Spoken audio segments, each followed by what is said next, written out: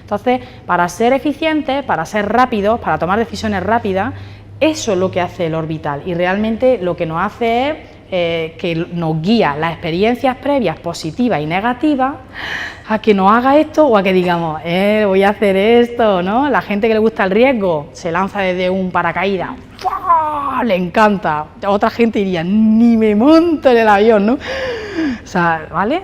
Pero lo racional, yo puedo ser muy racional y decir, tirarse un paracaídas está chulísimo, pero no lo voy a hacer.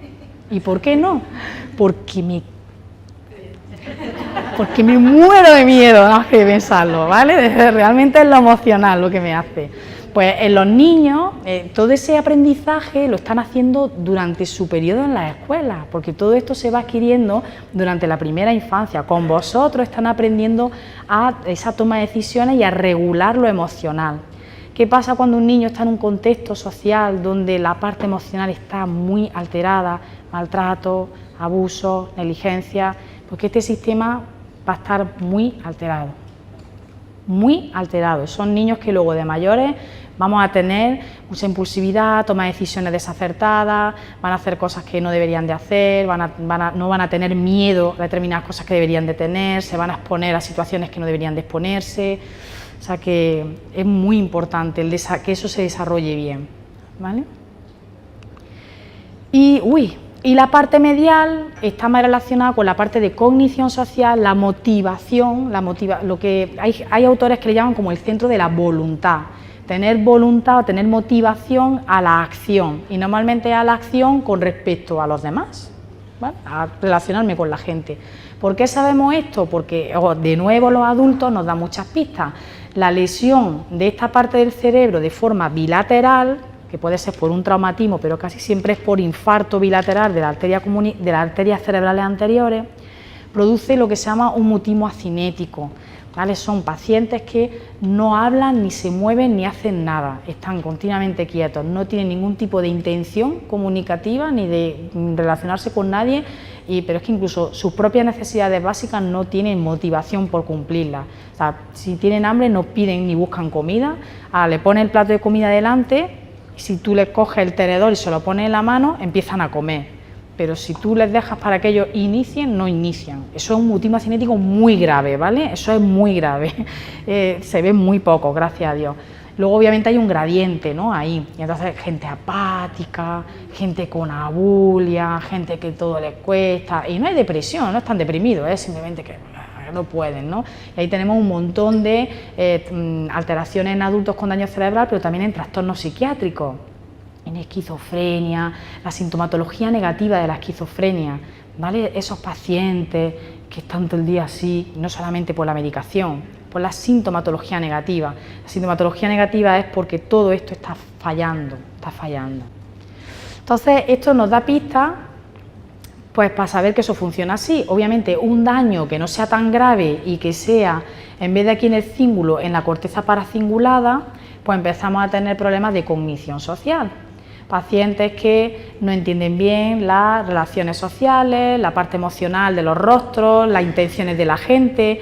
Eso es lo que luego vamos a ver que está muy relacionado con el autismo, ¿vale? Los circuitos que no funcionan en autismo son circuitos que están relacionados con esta parte del cerebro que está especializada en la comprensión de la cognición social para la acción, porque somos seres sociales y porque para sobrevivir tengo que entender lo que tú quieres hacer y cuál es tu intención para que yo realmente me adapte a eso y entre todos sobrevivamos, ¿vale? Y eso lo hacen pues ya los simios, o sea que tenemos muchas especies que ya tienen estas estructuras muy rudimentarias, pero ya las tienen.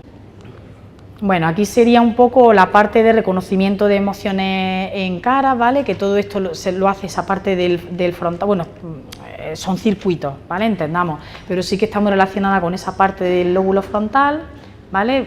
De emociones que también ya son más complejas, porque aquí os he puesto si está alegre o sorprendida, ¿no? Y aquí si tiene asco o está triste, asco. Esas son de las emociones básicas, Pero esto hace ya algo mucho más complejo, mucho más social, y esta parte ya te va a ayudar a saber si esta mujer está alegre o está filtreando.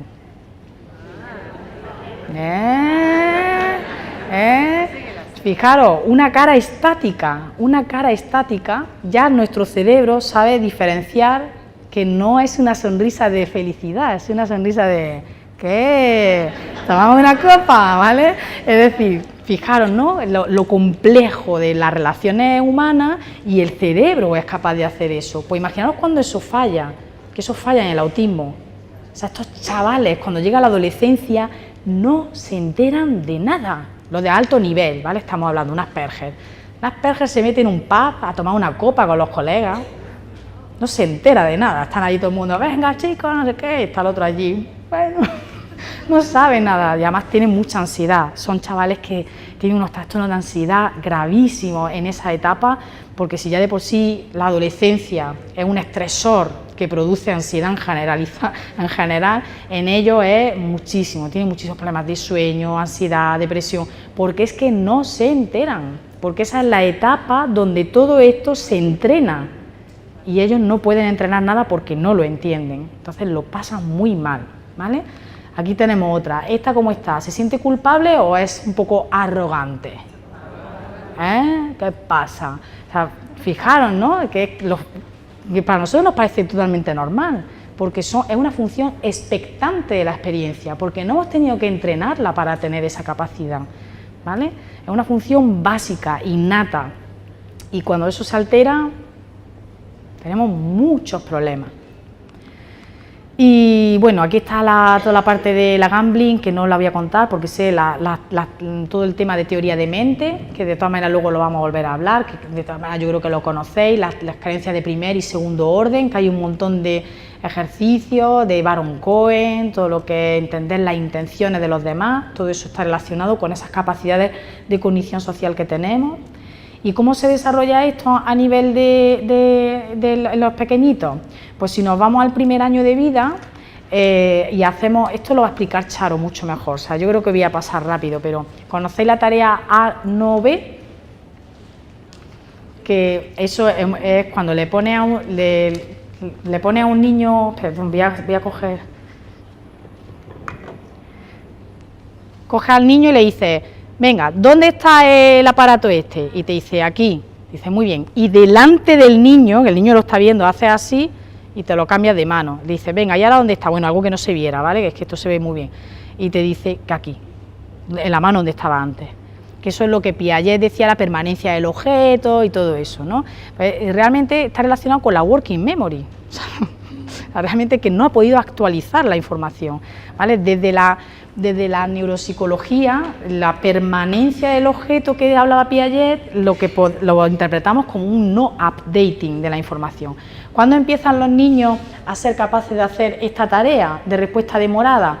A los 8 meses aproximadamente ya son capaces de hacer demora de 2 y 3 segundos. Es decir, te cambias el objeto de mano y si a 2 o 3 segundos le preguntas dónde está, ya te saben decir que te la has cambiado de mano. Como dejes pasar más tiempo de ese, te dicen la mano anterior, o sea, no pueden mantener la información. La working memory no está funcionando, no pueden mantener la información. Y al año aproximadamente ya han mejorado sustancialmente eso. Entonces, con niños pequeñitos de antes de un año, esta tarea te va dando muchas pistas de cómo va la working memory, pero os digo más, después del año, hacer esta prueba a niños que vosotros decís, este niño es que le hablo y a los 2 segundos ya está. ¿Es un problema de atención o es que no me mantiene la información? Pues haciendo tareas de este tipo tan sencillitas, de venga, ¿dónde está el juguete? Y te lo cambias de mano, a ver en qué demora el niño pierde la información. O sea, ahí puedes ir viendo cómo está su working memory, ¿vale? Luego está toda la parte de tarea de recuperación de objetos, que es un poco todo el tema de solución de problemas. Es una caja transparente que hay un objeto dentro, pero la abertura está por aquí, por este lado de aquí. Pero el niño está viendo la abertura porque es transparente. Claro, los bebés pequeñitos, pin, pin, pin, intentan entrar por la parte de adelante, ¿vale? Entonces, hasta los 11, 12 meses no son capaces ya de hacer así y sacar el objeto por el otro lado, ¿vale? Que es a nivel perceptivo y luego a nivel de planificación, ¿no? Realmente el agujero está allí, lo que tengo que hacer es así. Hay un montón de estudios de estos, son preciosos lo que hacen. Bueno, aparte que a los niños le hacen perrería, que esto son perrerías. Porque es que la tarea del lazo de Susan, esta es compleja, porque consiste en que hay un objeto que ellos quieren, suele ser un juguete que está atado a una cuerda, pero está hecho de tal manera que para acercar el objeto no pueden tirar de la cuerda hacia ellos, sino que tienen que hacer el movimiento que no se te ocurriría hacer, que es tirar la cuerda hacia el lado contrario. Bueno, unas cosas muy complicadas que le hacen hacer a los niños los investigadores, que es un poco la parte de solución de problemas, ¿no?